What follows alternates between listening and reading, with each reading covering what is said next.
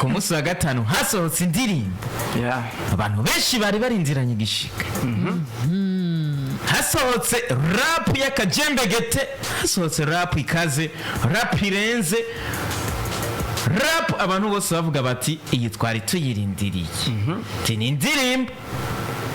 ifise icyo ivuga, icyo isigura umuziki w'u Burundi, haba muri kahise no muri kubu. Hasohotse indirimbo yitwa Umufana remix. Imbere yaho indirimbo original Umufana isohokeye, avuga yuko indirimbo originale Umufana yasohotse ku igenekerezo rya 6 kwezi kwa 3 2025, no kuvuga imaze amezi agera kuri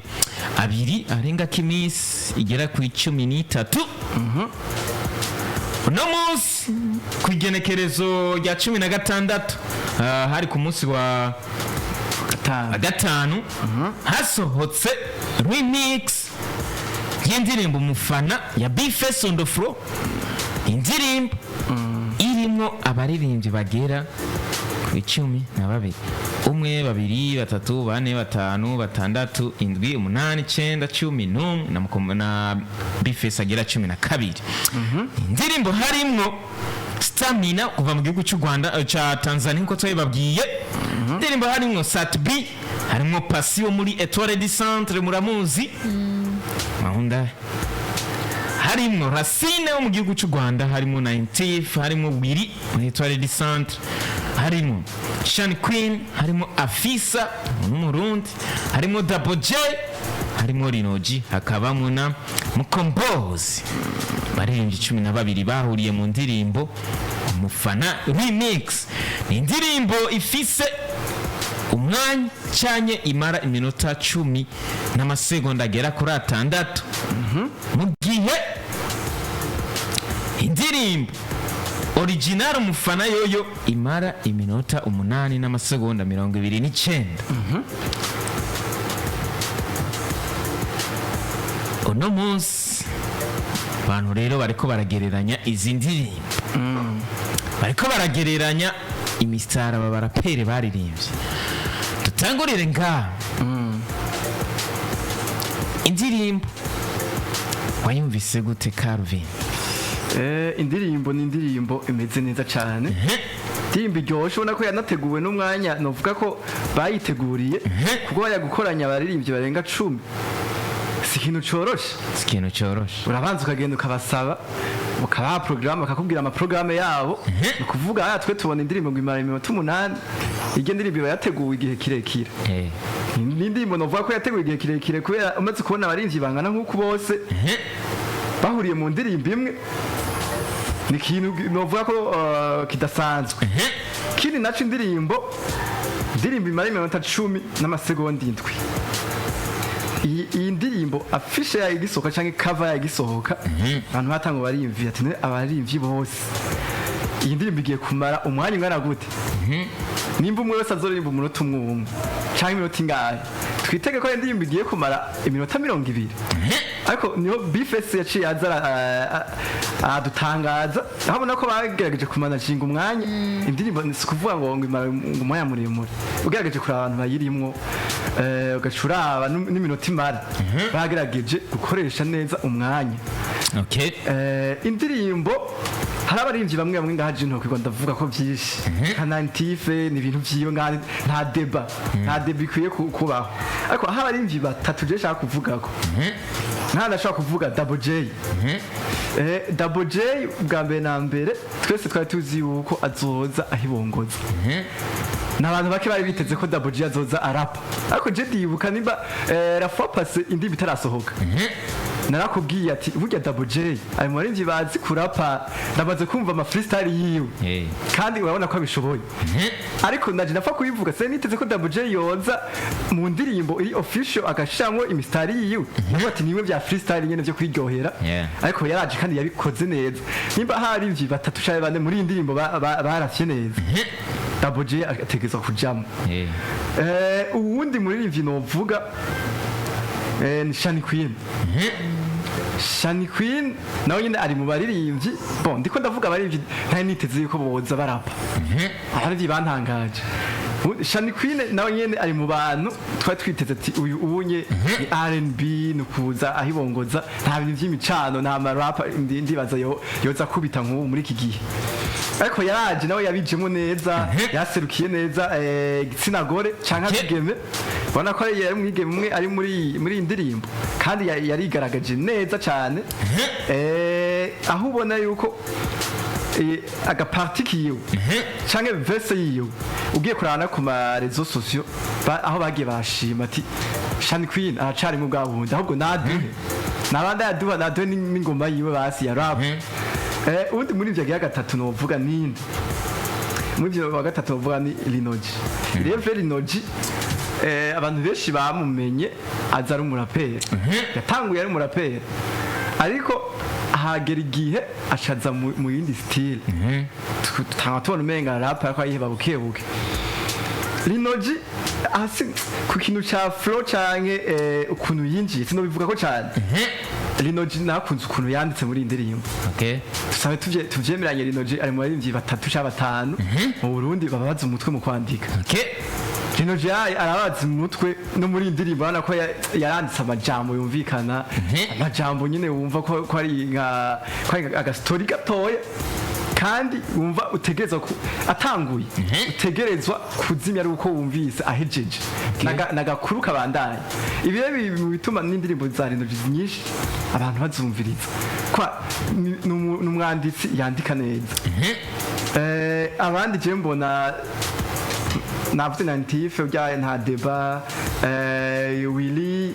ishari yatugarukaniye abantu bakera vraiment Willy na Pasi bari baragizimiye bari baragiye ariko Bifes nako atakoze arabagarukana kandi nakunze ukuntu Willy yinjiye uya sinayenzi ko Willy yobaki bishobora kurapa kugi ariko hajya bavuga ngo bicu ntirigenda aha ndashobora kuvuga Racine ni ibintu byiwe aha nagiye ndavuga abantu tujye twiteze ko boza bagacana kugi aba bandi ntiwe ndavuga ni ibintu byabo nk'ubu Racine nyene nk'ubu Nantif bandi aba Bamukombozi ni ibintu byiwe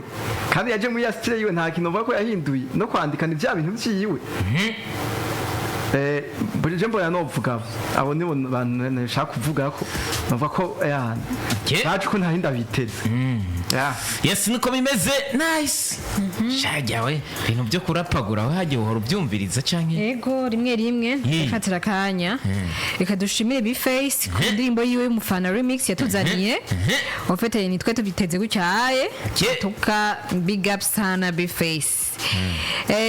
iki umuntu yantangaje ari Shani Queen sinzi ko Shani Queen ko azi kurapa ko ryaye ahubwo je nzi Shani Queen ko ari wazorimba refre kumbe nawe yagiye kurapa ni mawuja watesheje cyane n'undi muntu yanyoheye ni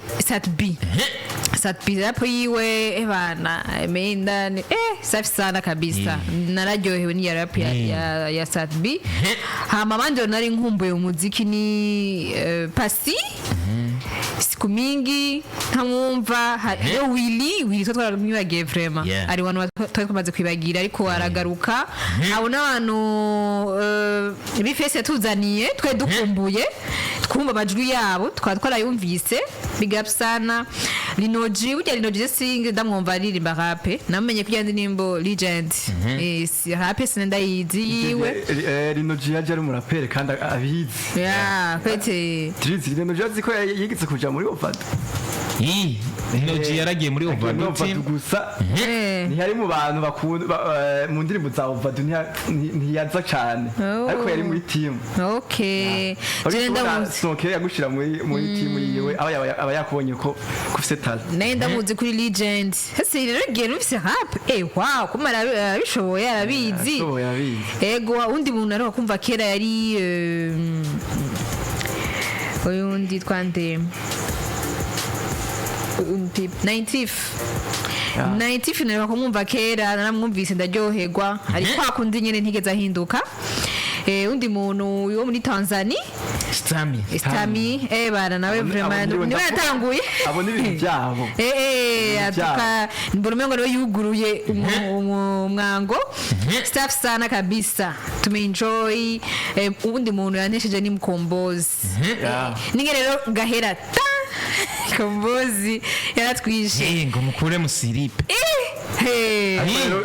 Drizzy presenter je no shimira Bifes ukuntu yatondetse abantu mu kuririmba rap ngene bagiye barinjira nakunze ukuntu bakurikirana kubera iki yaragerageje gupanga ku buryo uri kumviza indirimbo udashaka kwicira hagati hari abandi bavuga ngo hatangure ngo abagende ngo abagerageza buke ngo aba legend ngo bahereze cyangwa aba legend batangure ngo bajya bacirondeza canke bajyanye tubona umenga barasanzwe nabo bahereze nakunze ukuntu yabapanze ni kuvuga ugiye kuraba yahereje Afsa na Mkombozi hatangura Stamina na Sadbi urumva ukana ntushobora kugenda kumviza indirimbo ngo ugende tumvije Sadbi ukuntu yaravye cyangwa ugende tumvije Stamina ukuntu yaravye na Native canke ngo ureke kumviriza Mkombozi ukuntu yaravye karanaga kunze utegeza kumviza intango y'indirimbo gushika ihere kukuntu yabipanze ahundi umuntu yo kubipanga ukundi gusa twe twumviriza nk'iminota 5 gusa ya mbere iminota 5 ya nyuma turagusanga urayikuyemo aho indirimbo ishaka kugahira burya itarahera canke aho abandi nabo bafise akageso ngo indirimbo ngiryoshye igomba ihere ushobora wumva intango yayo arasimbishije reka numvize kwa naka ariko nakunze ukuntu yabapanze aha ukuntu bapanze abaririmbyi utegezo kumva intango kumva n'iherezo yayo ni bimwe usanga indirimbo wayumvise yose big up sana Bifes on the floor ndakigushimiye kabisa ni giki mwovuga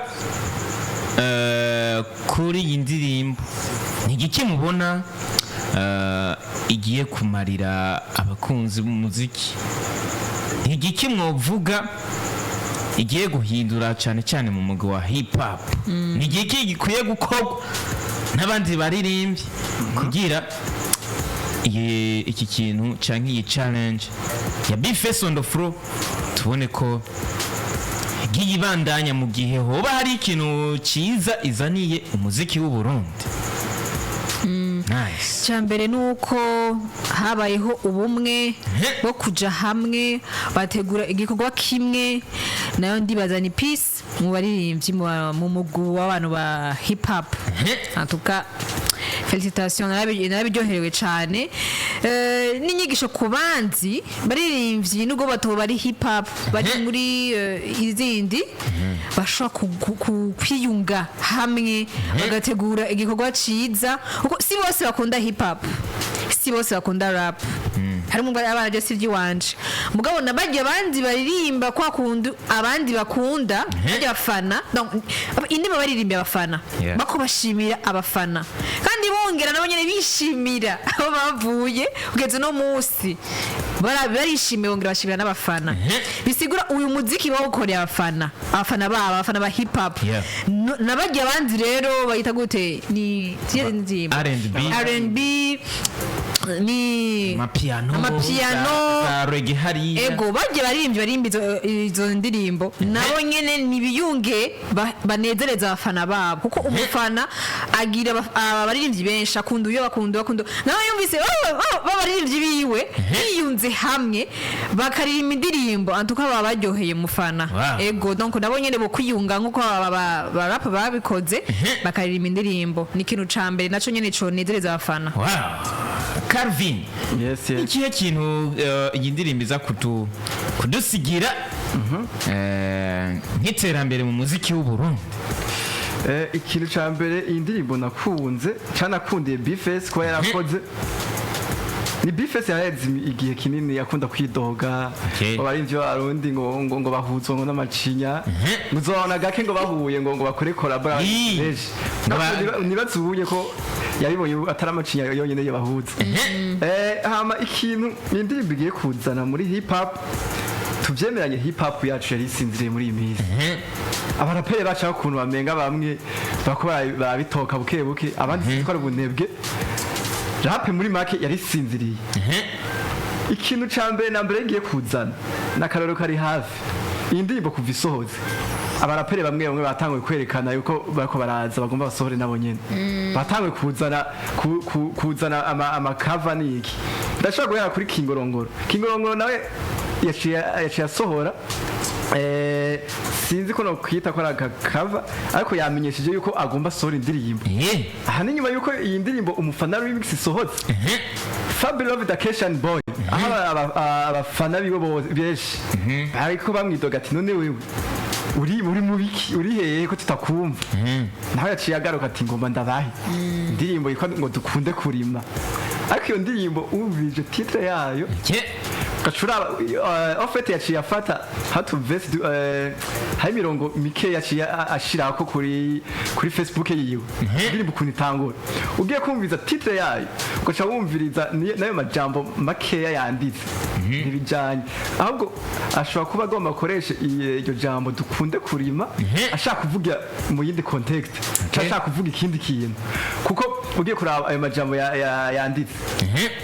urabona ko ari ibintu agomba disinga umuntu canke amajambo yo kwigamba kwemera kandi ivyo biremewe muri rap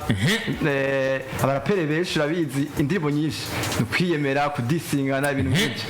rero iyi ndirimbo umufana remix igiye icambere na mbere igiye kukangura rap hip hop yo mu Burundi yari isinziriye aha nka Fabulous ashobora kucaza nawe akacaza izindi nguvu ziwe iyo ndirimbo ntiyavuze yuko ari collab canke ari we wenyene ashobora guca kwega nawe abandi bapeti iyi nouvelle generation canke akacaroda mu barigende nyene ko abaraperi benshi twabuze kandi bari bashoboye ashobora kucarondera bajya nyene akacafatirika natwe dukora akantu tubemeze bajya bambere tubereke yuko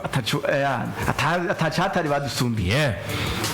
icya kabiri indirimbo igiye kuzana ubumwe mu baririmbyi na cyane cyane mu baraperi ni ukuvuga ugomba ukorane indirimbo n'umuntu deja ikintu cya mbere murabanza mukicara mukayaga akakubwira ide yiwe nawe ukamubwira ide yawe aho niho bwa bumwe butangurira bwa bumwe tuvuga ati abaririmbyi bacu b'abarundi babuze hamwe boza barakorana nk'uku nyene ibi tuvyita ikibiri barakorana ikibiri nk'uko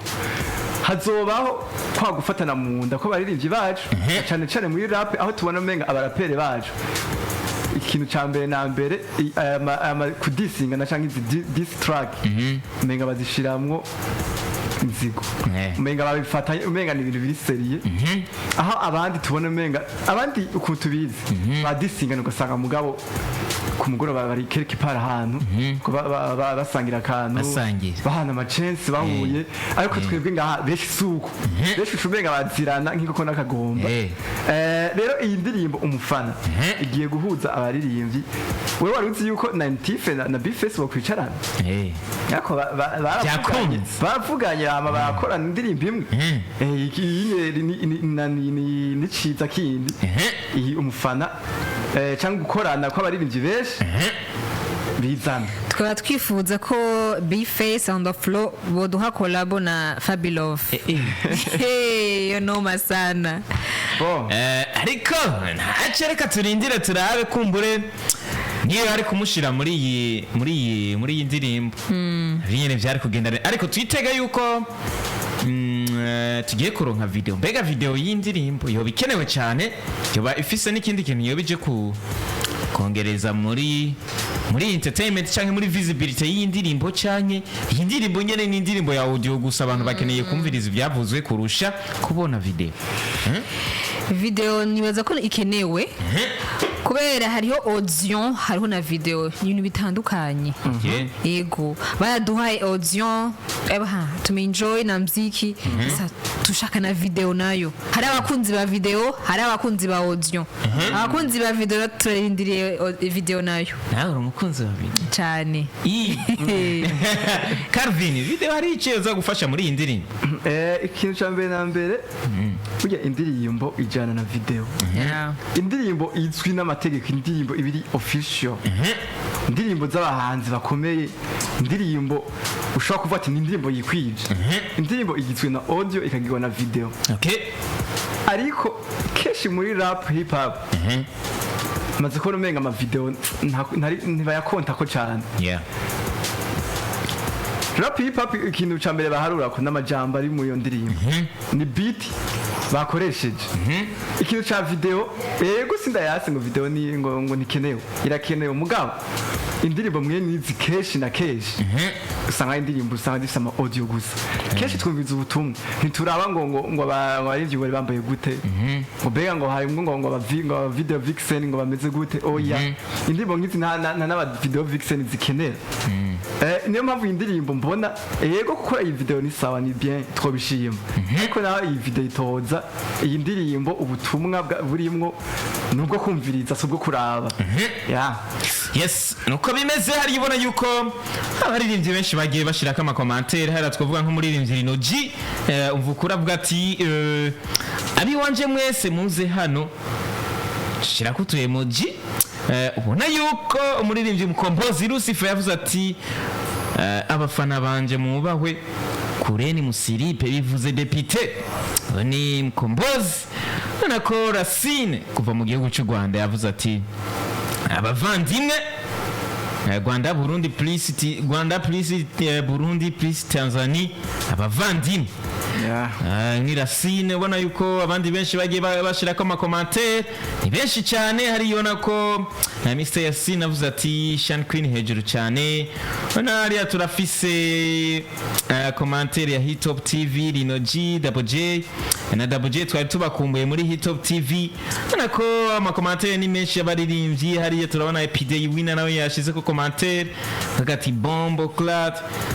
ama commentaire ni menshi ariko rero nanje reka ndababwire nti iyi ndirimbo narayumvise iyi ndirimbo narayumvise kandi nayakiriye neza ni indirimbo ubona yuko biteguriye indirimbo ubona yuko umuririmbyi wese yavuze ati ngiye guhura n'abaririmbyi nabo nyene bazi kurapa indirimbo ubona yuko ntanguriye ku muririmbyi yatanguye kuririmba Stamina indirimbo iyi ni point of view yuwanje kuntu ndabibona no kuntu nayumvise ntanguriye kuri Stamina reka ndamubwire ni big up son kuko mu ndirimbo hajya ukazobona umuririmbyi atanguye kuririmba umuririmbyi atanguye kuririmba maze akabikora neza uzomwubahe kuko umuririmbyi afise inguvu nyinshi umuririmbyi aba yifitiye confidence kabisa kurusha babandi avuga ati banza muririmbe mwebwe jewe ndaza mu nyuma akabanza kubiriza ibyo uririmba wewe kugira amenye nawe uko acaririmba Stamina reka ndamvuge nti big up sana reka nkurike pireka ndamuha amashugwa yiwe n'umurapere yuzuye umurapere abikora neza ndashobora kuba ari we no hamanota menshi muri iyi ndirimbo ariko kandi nkacaza ku muntu yakurikiye ari we Satbi muri hip hop arakaze Satbi yanditse ya majambo abakunzi biwe bari bakeneye aya ni ya majambo abantu bakuriye muri Team Satura bayumvise baca bikubita mu gituza muri make yarimbiye Team Satura avuga ati ayi nouvelle generation aba baririmbye bato mwumve yuko ari twebwe bami bizi imbuga aba bose mubona bariko barabasupportinga bariko barabakorera ama promotion bose bubatswe na Team Satura bose ni twebwe twabikoze aba bose ni jewe nabubatse je nitwobi nta debayoja kuko turabizi yuko no munsi abantu bavuga yuko baba big promoters aba influencers benshi bariko baratanga ama supporters bariko baratanga gushigikira ndavuga haba ku TV online kuri izi mbuga aba promoters bo kuri izi mbuga ama Facebook page benshi uzosanga baraciye muri Team Satura abataciye yo nabo bagiye baronka inspiration yo kugurura izo mbuga bagiye baronka inspiration zo gukorera ku TV online cyanye kugurura izo mbuga bagiye baronka inspiration bazikuye kuba promoters bavuye kwa Satbi ibyo nta numwe yobiharirako Aya. kabisa ni ukuvuga amajambo Sadbi yanditse canke yaririmbye ni amajambo umuririmbyi wese yarakwiye kumva akavuga ati Sadbi twari dukwiye kumwubaha kuko kuririmba yuko Team Satura aribo bamibiza imbuga Sadbi barafise igituma yabivuze kandi ntiyabeshe kabisa bitubimuhera amashugwe yego tubimushimire yubahwe nicyo gituma mvuga nti Sadbi byari byoroshe kuririmba kurapa nka kurya neza kubera ari ibintu yaririmbye bimurimo abifiringa nyene abiviva nyene n'ibintu yabayemo ofete Sadbi yaririmbye true story yeah nicyo gituma wumva yuko yabikoze neza nicyo gituma wumva ko yabiririmbanye mood yabiririmbye ari muri Ukumva ko uri feelings muri- zimeze neza yeah kubera ni true story yari kararirimba Kabisa. nawe yereka ndamubwire ni big up son aha Team Satura nabo nyene ndababwire ni big up son kabisa muzobandanye mugendera ibanga rya Sadbi kuko numuririmbyi ubona yuko afise vibes zirenze afise esprit irenze yo gukora cyane yo gushika kure yo gushikana kure impano ndavuga gushigikira abaririmbyi canke aba promoters bakiri bato kabisa tugiye ku muririmbyi yakurikiye ndavuga Pasi wo muri Etoile du Centre aha ubu sinovuga byinshi kuko nawe nyene n'umuririmbyi ubona yuko muri hip hop nawe nyene yabikoze neza wewe yanditse style zo gushimira abafana yanditse style avuga ati abafana mwubahwe mwihe kamwe aho muri hose ati namwe turabakunda tugiye kuri Hasine kuva mu gihugu cy'u Rwanda nawe yerekana mubwiye nti big up son ni style ya hip hop novuga mu gihugu cy'u Rwanda ubona yuko idafatishije cyane ariko reka ndababwire yuko mu Rwanda hari abaraperi basanzwe bubahwa cyane basanzwe bakundwa kabisa kandi babikora neza cyane ndakubwira yuko haherutse kuba igiteramo cyitwa Trapish concert Yeah.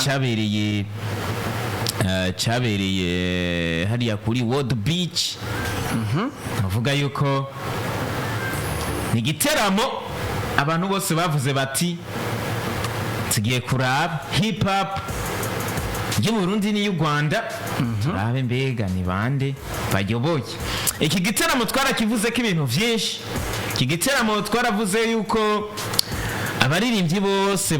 bagishizwemo benshi bavuga nk'aba barundi wasanga hariho revu badafise yo kugenda gupambana canke guhiganwa n'abaririmbyi bari bakirimo bo mu Rwanda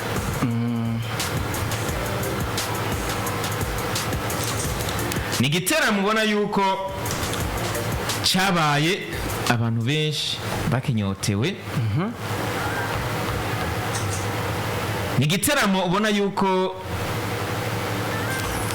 cyabaye ndiko ndagerageza kuraba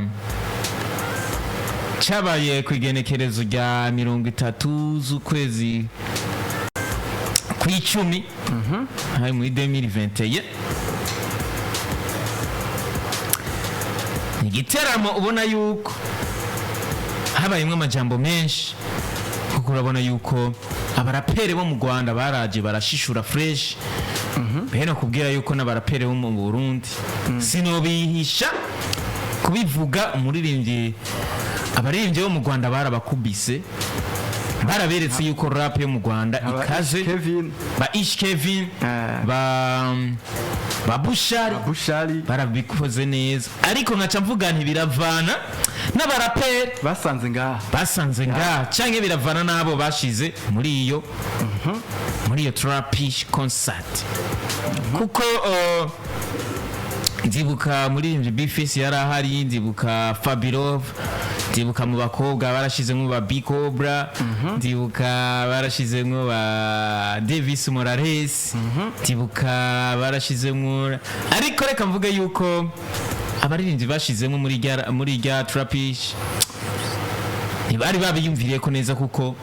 hari abaririmbyi bari babarenze, hari abaririmbyi bari guhangana na bajya, tutitaye kuba ari aba legend, tutitaye kuba ari abaririmbyi bamaze gusohora indirimbo nyinshi, ahubwo twitaye ku bushobozi bwabo baririmbyi. Ni umuririmbyi rero Hasine ubona yuko mu gihugu cy'u Rwanda yarabikoze neza, ariko icyo navuga nuko ugerageje kumva amajambo yaririmbye n'amajambo wumva yuko atumvikanye cyane bivanye nuko ururimi rwabo ntiturumenyereye kugumva muri hip hop cyangwa muri rap, ahubwo turumenyereye kugumva turufiringa muri R&B tukaryoherwa. Ariko nawe nyene wumve ko yabikoze neza, yaranakubise nyene na trap nyene ya speed, ya style ya speed, twari tubamenyeye mu bintu by'amapenzi. Ariko nawe nyene yabikoze neza, reka tumubwire tuti big up son. Ubona yuko byari bimeze neza. Ariko tugiye ku wundi muririmbyi ubona yuko 90 reka mvuge ni big up son 90 wewe. Ndashobora kuvuga yuko havuye stamina, ndashobora guca ndahashira 90 kuko wewe yaririmbye rap itamenyerwa, yaririmbye rap abantu batari biteze, yaririmbye ya style ubona yuko binagoye no gusubiramo, ya style bigoye kumva yuko wonayisubiramo, ya style bigoye kumva yuko aheje kuririmba iki hacakurikira iki, aheje kuduga hacamanuka, aheje yani kuko hari abaririmbyi wasanga baguma muri ya style nyene, baguma kuri ya note nyene, ariko ni 90 yari investir z'abaraperi za style z'aba Kendrick Lamar, za style z'aba Drake hariya, bona yuko 90 bijya n'ibintu vyiwe. Reka ndabwire ni big up son, yabikoze neza cyane, nawe nyene amanota yiwe ndayamuha kuko was good. Tugiye kuri Wireta di Centre, nawe nyene reka ndabwire big up son, yabikoze neza, naho ubona yuko nawe nyene bitari kirenga. Tugiye kuri Shan Queen, reka mvuga yuko nani ubwanditsi bwiwe bwari bumeze neza, ubwanditsi bwiwe bumeze neza, ariko kuri twarabuze flow y'inguvu, twarabuze gukanga nyene microphone, twarabuze yarabuze souffle, twarumva yuko nengi jigiwe ntiririko riratobora neza ngo rikubite nyene abantu nyene rikanga abantu nkuko kwa stamina nyene, shobora kumva yuko yokanga abantu. Nico gituma byari bigoye kumva yuko muri rya rap, muri aba barindi bose bari mu nga ndiko ndabona umenga biragoye cyane kubonamo nk'umwigeme yari kuza akangana nyene agapambana n'aba bahungu, kuko ni nabaririmbye ubona yuko babunyoye muri hip hop. Rero iyo uzanye nk'umwigeme babigusaba kwiyumvira cyane kugira uronke umwigeme ashobora kuza gupambana n'aba baririmbyi. Mugabo tukiri ngaho nyene ugiye kuraba cyane abaririmbyi bacu, nta muririmbyi je numvise yaririmbye ya flow tumenyereye y'abaraperi, ya flow akanganye bose baje kuri speed menga aje bukebuke. Na tifa rubize yaduga akashagera igihe akashagenda bukebuke nk'umuntu je novuga ko yaje kuri speed yatuziyo hejuru. Nujya mu Petro w'umunyarwanda Racine byo kumviza niwe yaje na za flow nyene, za flow zikangana zija zimwe tumenyereye kwa ba Fabilove, kwa bandi. Ariko abarivyi benshi abari Noji, aba Double J bose baje bukebuke.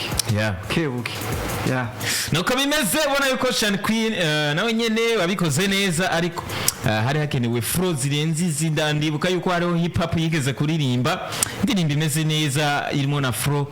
ariko ni Shan Queen ubona ko urwego rwe rwagabanutse, ariko bwanditsi bwiwe bwari bumeze neza. Afisa Raj B ubona yuko nawe yabikoze neza, big up son, umuraperi yaririmbye neza cyane mu ndirimbo Umufana.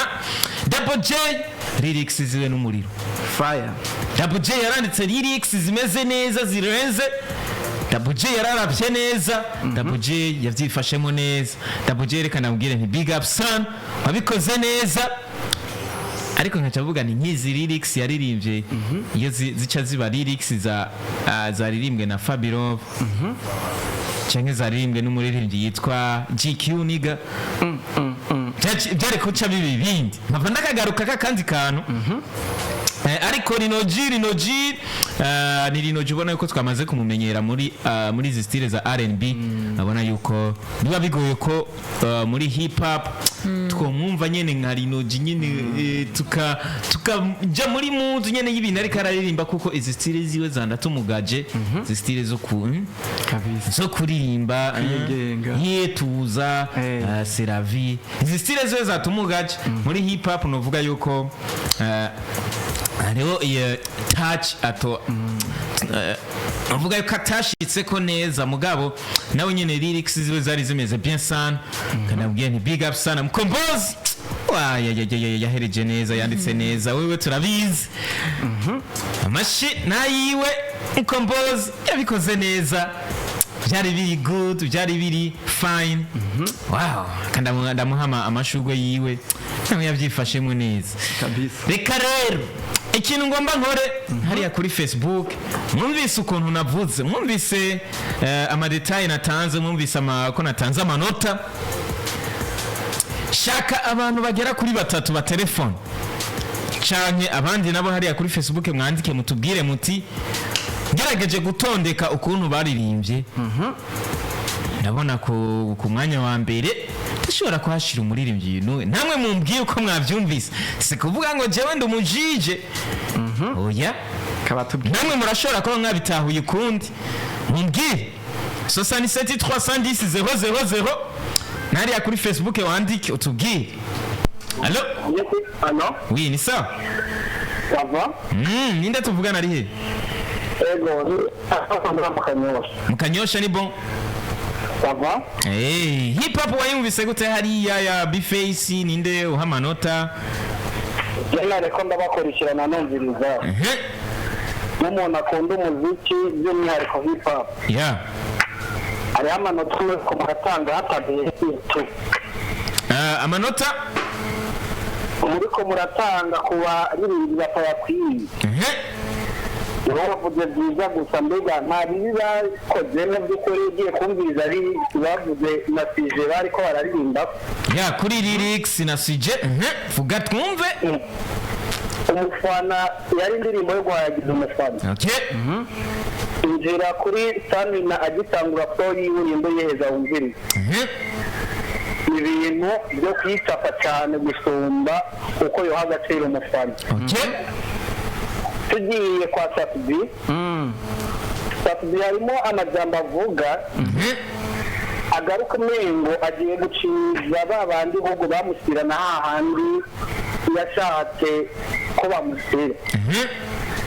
Utegute. Nije nabinjije mwaka gakino ndabasira hejuru ndabigisha gukoresha imbuga nisobami bizi imbuga. Okay.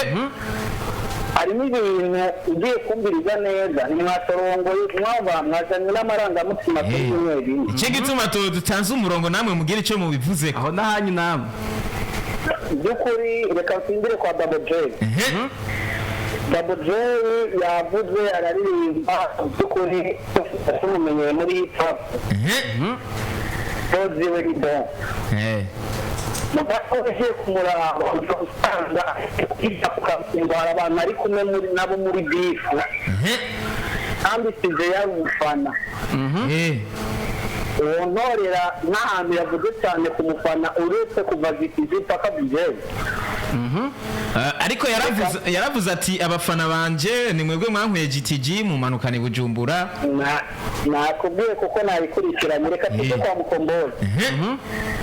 yasubije n'ibintu by'abantu ngo biyita bamwe ngo kugahiti kamwe n'ibyo kubafana twebwe ko bitumarira iki twari dukeneye avuga umufana twebwe tumukurikirana kuri televiziyo kuri YouTube Facebook n'ahandi kukaje iyi korabo ya Vinisi umufana nziza ku ruhande rumwe okay kuri kote negative plutôt hariho kutugarukanira ba pasi ibintu byiza kandi byateretse ko